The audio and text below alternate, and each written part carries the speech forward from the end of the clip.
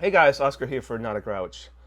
And I have a question from one of my students, and it's actually not the first time I get this question. I get it probably once or twice a week as I build funnels for people or coach them on how to bring more traffic to their current offerings.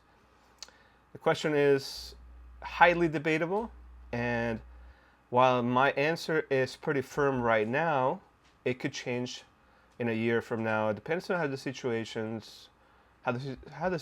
develops in this case for what we're talking about. The question is, should we use single opt-in or double opt-in for our funnels, our lead magnets specifically? I'm of the belief that you should always use double opt-in for a few reasons, but let's talk about the single opt-in first. Single opt-in is recommended usually by solo ad providers and by companies that are offering you affiliate income. It doesn't matter who it is, but they usually say just do single opt-in, you will get more people that way. And when you create a lead magnet, for example, a book, a video, a course, something to attract people to sign on to your list, you feel like you're spending all this money, effort, and time generating traffic to your offer, but you're not getting as many opt-ins as you wish. So some coach will come along and tell you, turn off double opt-in, just turn it off, it will be better that way. And I think that's the wrong approach for a couple of reasons.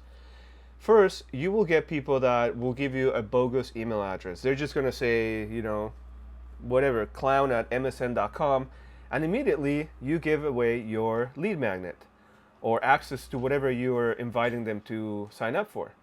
But you never really got their information because they gave you a bogus email address. And you wonder, well, that's probably just a small percentage. And that may be so. But when you look at the same campaign and the same lead magnet, and you send 1,000 clicks, and these are actual numbers that I've dealt with as I teach with people and I help people. When you get 1,000 clicks to one offer and a single opt-in, and the same offer you do double opt-in, you get about 50% more on the single opt-in. So that's not a small number. That's a pretty big number. The issue is that you don't know if that's a real email address, and I agree. Technically, from a mechanical and technical point of view, there is no way to economically verify whether an email address is valid or not. In fact, I could give you a valid email address for a single or double opt-in, and the email address will check out.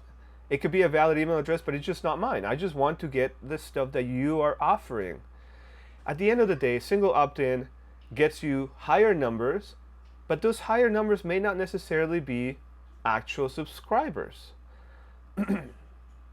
They are people that maybe want to get your lead magnet without really giving you their email address. So they want to get what you have, but they don't want to stay in touch with you. And then it could also be competitors that are trying to see how you're doing your funnel, and that's fine. We all do that. Now compare that to double opt-in. Oh, one more negative side of the single opt-in. If you're doing thousands of clicks every day to your lead magnet, and you're getting, maybe 100, 200 opt-ins every day or even more, over time, maybe a month, maybe 2 months, your list will grow. And guess what? You will be paying for those subscribers. Even if they're not real subscribers, you're going to be paying for them. So that's something to consider. The cost may be minimal, but it's not that important. Another reason why, now that I'm thinking about it, another reason why people choose to do single opt-in is to boast their numbers, to boast people their numbers. For example, I could go in and create a lead magnet and start sending traffic to it and do single opt-in, and in a matter of a month or 2 months, I can say, hey, I have 10,000 people in my email list. And that is attractive to advertisers and partners, because if I tell you as a company, I have 10,000 people in my email list, I am a lot more attractive than somebody that has 5,000, right? But what's more attractive to an advertising partner or a vendor is the activity and engagement you get from those subscribers. And I'm willing to bet that the people that get single opt-in get a lot less subscriber activity than the people that do double opt-in. Now, the next part I want to talk about is double opt-in and the reasons why I think double opt-in is better. Double opt-in, by definition, is a self-qualifier for your subscribers. If I'm offering you a book, say this is the greatest book that you will ever read, download it for free here, put in your name and email address, and you do that. If you go through the process of actually opening up your email, clicking on the link to confirm, and then receiving my book, that tells me you actually are a real person and you can follow directions and you're willing to take a couple of steps to get something for free that I am offering you. So those are things that are important to me because I don't have to then spend money on you and resources sending you stuff if you're not really a person or if you're not even going to open my email address. It also tells me that you received my email, it didn't go to spam, and it covers my legal side of things by having the double opt-in. Some countries, like in the US, the spam laws require a confirmed desire to be subscribed to that list, and double opt-in takes care of that.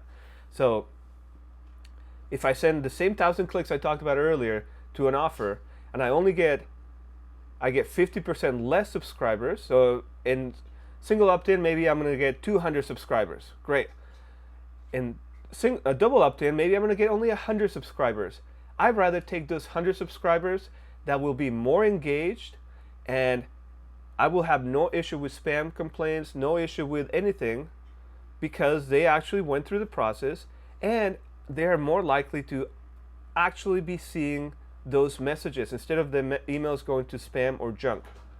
There's a lot of other ways to help you mitigate that, but one of the reasons why I say double opt-in is better is because of that.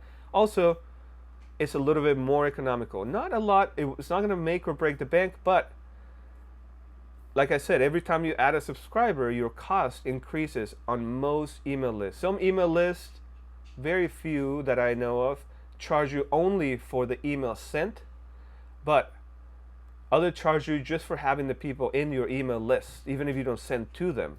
So that's my perspective. Of course, this is only an opinion. It's based on my experience, and it's based on experiences of dozens and dozens of people I've trained and helped create their funnels and create their email list. So your mileage may vary, but I would really stick with double opt-in under all normal circumstances. I also should tell you that if I'm going to start a brand new campaign with a brand new product and I have a budget to spend money on advertising and lead generation, I will do a test, and I will do an A/B split test on single opt-in and double opt-in and see how that performs. So I hope that helps you a little bit. If I don't know anything else about your campaign and your offer, your business model, or anything else, and you come to me and say, should I do single opt-in or double opt-in? I would tell you go to double opt-in. Now the software I use for that is Aweber and LeadPages. Both of those give me control over single opt-in, double opt-in, and also allow me to do that split testing that I was telling you about. Please use the links down in the description if you want to check out those products. Both of them offer you a free trial, so there's no way that you can lose. Start an account, use the links below. If you like it, then you upgrade. If you don't, then try something else. And I hope that I answer your question. If you have anything else to ask me, please send them to me. You know how to contact me. All the information is down in the description. And don't forget to check out notagarage.com. If you like this video, give me a thumbs up. And if you are new around here, please don't forget to subscribe. And I will talk to you next time. Bye.